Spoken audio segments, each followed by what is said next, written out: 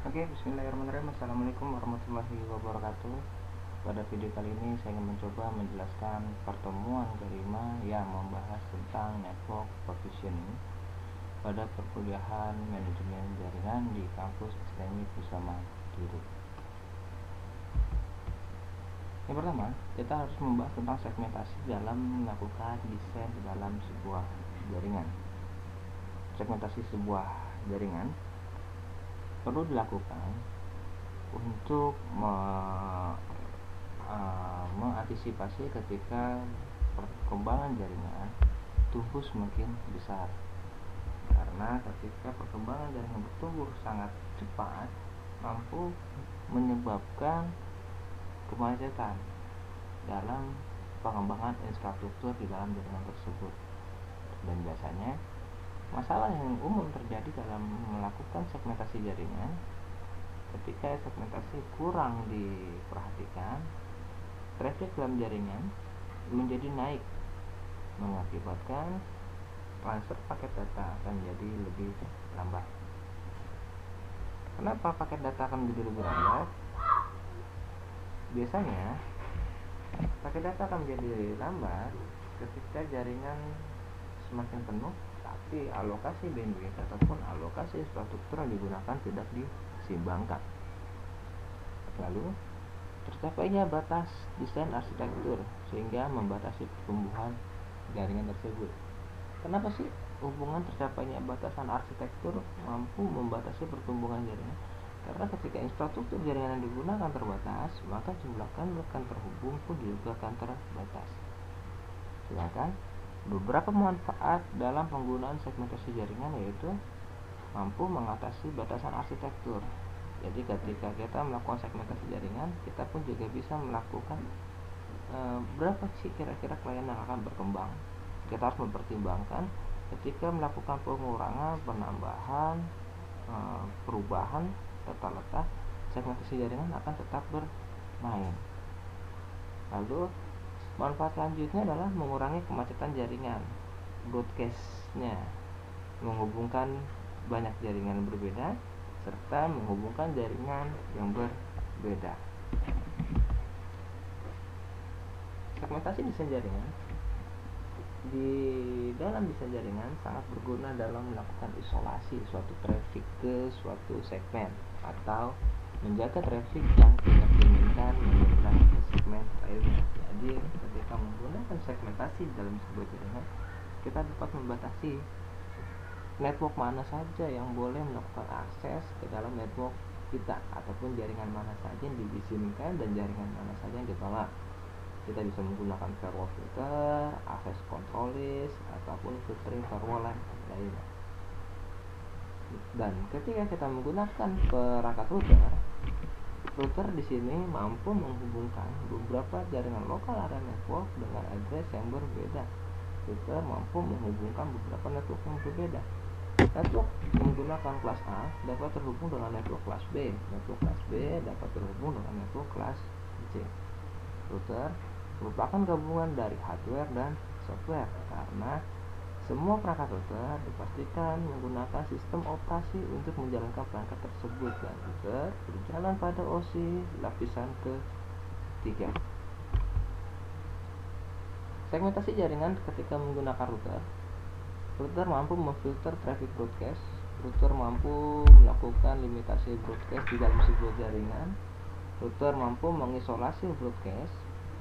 Router juga bisa menghubungkan jaringan ke dalam jaringan WAN ataupun jaringan internet, karena router mampu mengimplementasikan jaringan NAT, network address translation, serta router bisa memberikan jalur yang berbeda-beda antara piranti-piranti, dan router biasanya menawarkan fault toleransi, dan router mampu mengimplementasikan load balancing. Router memiliki kemampuan yang tidak terdapat pada bridge atau perangkat switch seperti protokol SMTP, RTP, ataupun FTP saja yang boleh mengakses ataupun diakses ke dalam jaringan privat. Jadi router mampu melakukan isolasi jaringan privat, siapa saja yang boleh melakukan akses dan siapa saja yang tidak membolehkan akses. Kita bisa menggunakan firewall based policy, DMZ, ataupun filtering lainnya. Dengan pengimplementasian router, kita juga mampu melakukan memfilter address jaringan, mana saja yang boleh lewat dan mana saja yang tidak boleh melakukan lewat. Selanjutnya tentang desain LAN. Jaringan LAN terdiri dari beberapa infrastruktur jaringan dalam suatu lokasi tunggal yang digunakan untuk memberikan layanan-layanan aplikasi jaringan. Biasanya jaringan LAN itu terbatas oleh jarak.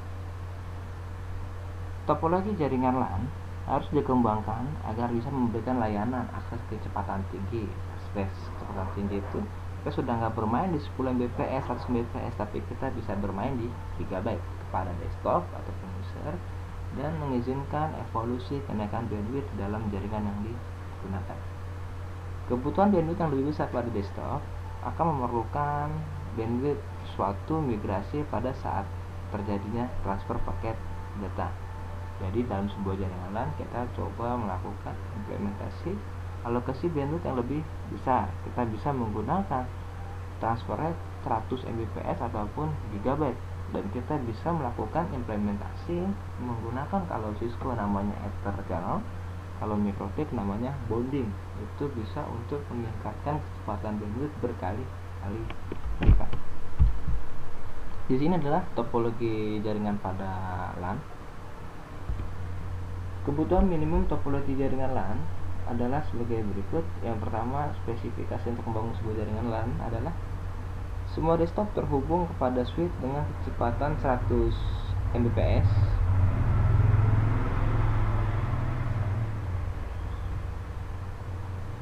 Koneksi pada server haruslah pas Ethernet 100 Mbps ataupun gigabyte kepada switch.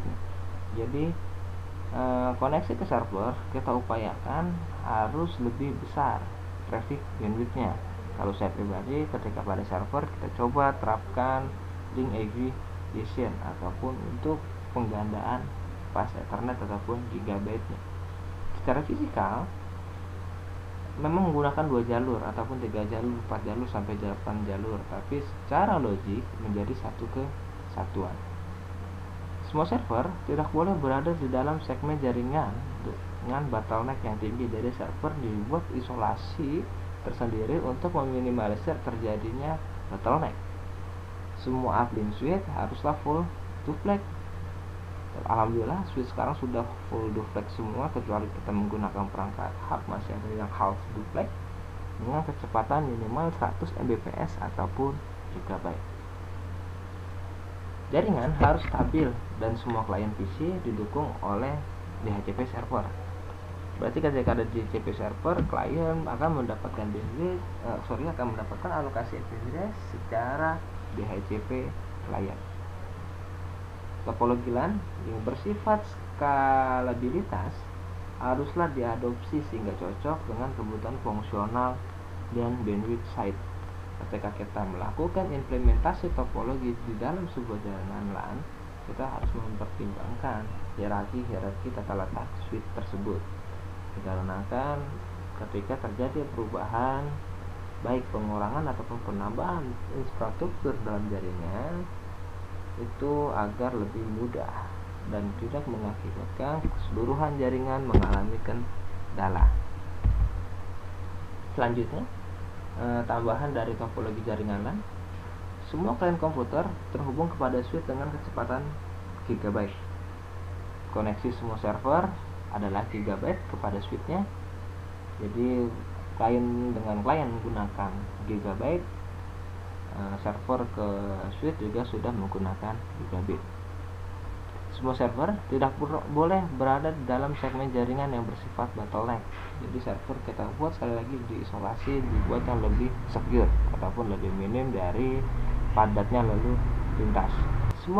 Semua koneksi switch haruslah full duplex dengan berkecepatan gigabit.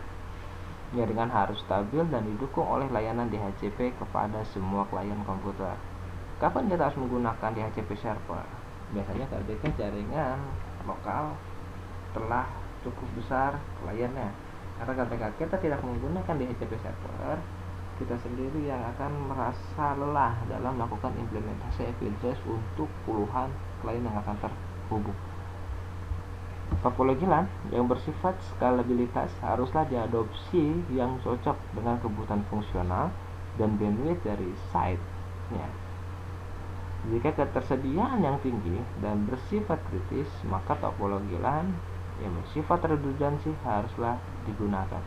Redundansi di sini kita bisa menggunakan implementasi dari keluarga Cisco, ada First Hop Redundancy Protocol, ada VRRP, HSRP, ataupun GLBP. Kita bisa menggunakan redundansi untuk backup gateway-nya. Selanjutnya, topologi jaringan LAN. Desain dan perencanaan dari topologi LAN haruslah meliputi analisa dari kebutuhan bandwidth yang sesuai untuk kebutuhan aplikasi dari jaringan sekarang ataupun saat ini, dan juga jaringan yang akan datang. Jadi kita harus mempertimbangkan kebutuhan bandwidth yang akan digunakan. Lalu, kapasitas perencanaan yang efektif akan menjamin ketersediaan skalabilitas koneksi backbone pada teknologi yang lebih baru. Jadi dipastikan ketika kita ingin merancang sebuah jaringan komputer, jaringan ini support untuk masa depan ataupun mudah dan fleksibel ketika kita melakukan perubahan tata letak ataupun perubahan infrastruktur untuk to date-nya. Untuk jaringan LAN berskala kecil, kebutuhan switch minimum sudah 100 Mbps. Semua komputer yang terhubung ke switch minimum 100 Mbps. Begitu juga kebutuhan link server ke switch minimal juga harus 100 Mbps. Ketika jaringan LAN dengan skala medium, kebutuhan antar switch minimum adalah 100 Mbps dan direkomendasi untuk telah menggunakan gigabit. Sementara untuk koneksi komputer ke switch dalam minimum 100 Mbps, sedangkan koneksi ke server direkomendasi telah menggunakan gigabit. Dan diharapkan kita semua sudah mencoba ataupun telah memahami cara kerja dari link aggregation ether channel ataupun bonding untuk meningkatkan bandwidth di dalam sebuah jaringan. Jadi kita mencoba melakukan penambahan bandwidth dengan menambahkan interface ether channelnya. Sedangkan kebutuhan jaringan LAN untuk skala besar haruslah dibuat sistem redundansi untuk koneksi antar switch, begitu juga koneksi ke semua server harus dibuat redundansi. Redundansi di sini kita bisa menggunakan VRRP, HSRP ataupun GLBP untuk meminimalisir terjadinya interface gagal, link failure. Semua switch dibuat link redundansi haruslah menggunakan spanning tree protocol STP, ataupun kita bisa mencoba rapid PPST plus load balancing. Kebutuhan redundansi tidak hanya diberikan kepada koneksi antar switch dan server, koneksi ke jaringan WAN pun diberikan koneksi redundansi, baik dalam satu titik maupun titik yang lainnya. Redundansi pada akses internet bisa menggunakan failover maupun load balancing. Begitu juga aplikasi yang sangat kritis yang tidak mengizinkan suatu downtime sekecil apapun, haruslah dibuat sistem cluster yang memadai. Jadi ketika jaringan berskala besar, kita sudah mencoba melakukan backup jalur dengan menggunakan redundansi ataupun spanning tree protocol. Selanjutnya, kebutuhan jaringan LAN. Penggunaan aplikasi yang memakan bandwidth yang sangat intensif ataupun penggunaan aplikasi yang sangat besar menggunakan bandwidth membuat jaringan tidak responsif. Dengan tidak memberikan faktor redundansi ke dalam jaringan yang kritis akan sangat berakibat fatal terhadap kegagalan sistem. Link failure akan menyebabkan downtime, jaringan akan jadi putus. Di sini contoh ketika menggunakan redundansi, ada router A, router B, switch A, switch B, gigabit untuk ke server berada di antara switch A dan switch B. Jadi klien bisa melakukan akses ke server melalui switch A ataupun melalui switch B. Jadi kita mencoba melakukan sistem redundansi untuk meminimalisir terjadinya kegagalan dalam sebuah sistem jaringan. Selanjutnya, di dalam infrastruktur jaringan terdiri dari perpaduan banyak teknologi dan sistem. Apa sih teknologi? Biasanya teknologi yang dimaksud adalah perpaduan multi vendor dan beberapa sistemnya baik ada yang server maupun ada yang untuk klien. Infrastruktur jaringan adalah sekumpulan komponen-komponen secara fisikal dan logikal yang memberikan fondasi untuk membentuk sebuah konektivitas, membentuk sebuah keamanan, membentuk sebuah routing, melakukan manajemen, serta melakukan pemberian akses dan berbagai macam fitur lainnya.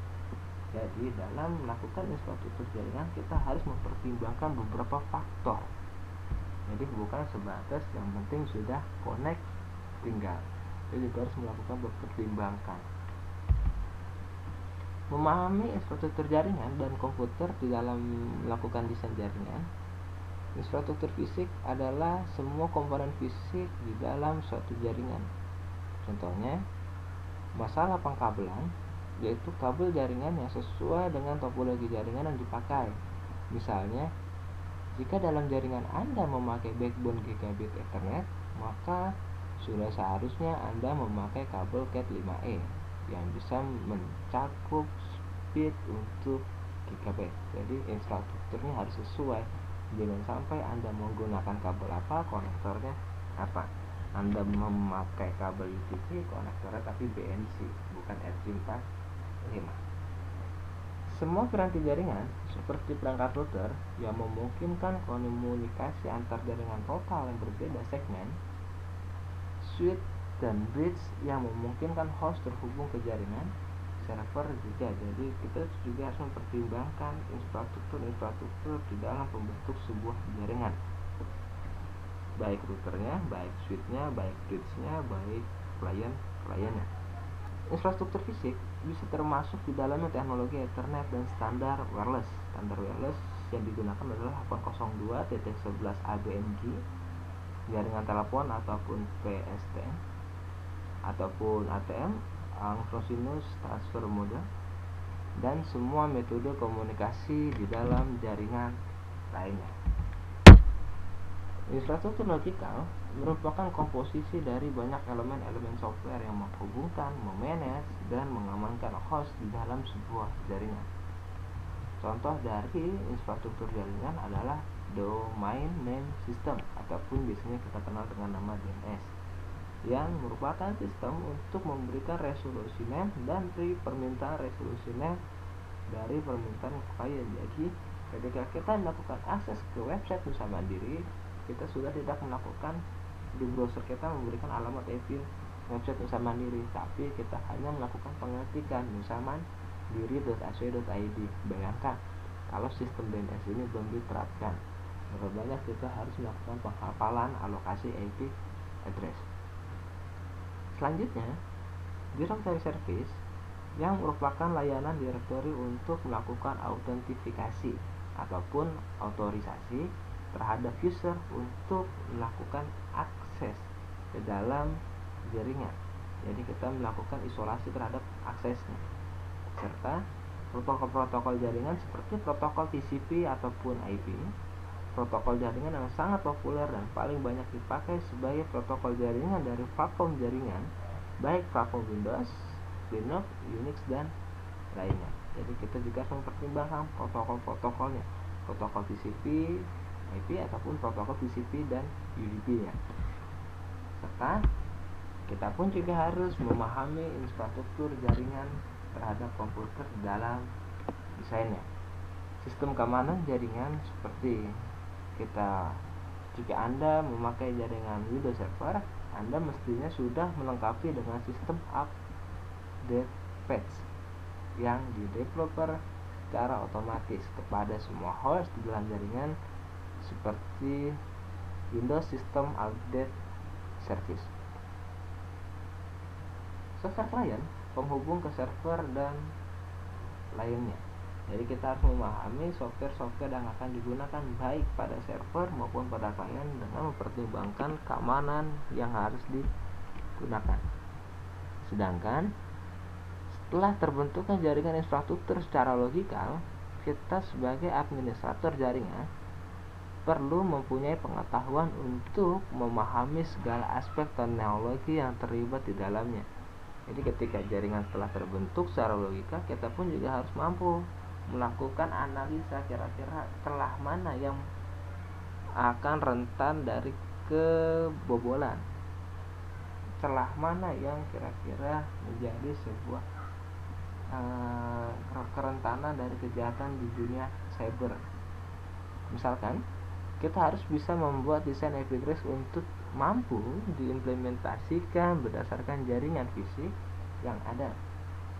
Bagaimana kita akan memberikan IP address sebagai identitas masing-masing host di dalam sebuah jaringan, dan juga harus bisa melakukan troubleshooting jika terjadi permasalahan jaringan yang berhubungan dengan konektivitas, alamat, aksesnya, security, maupun masalah terhadap resolusi.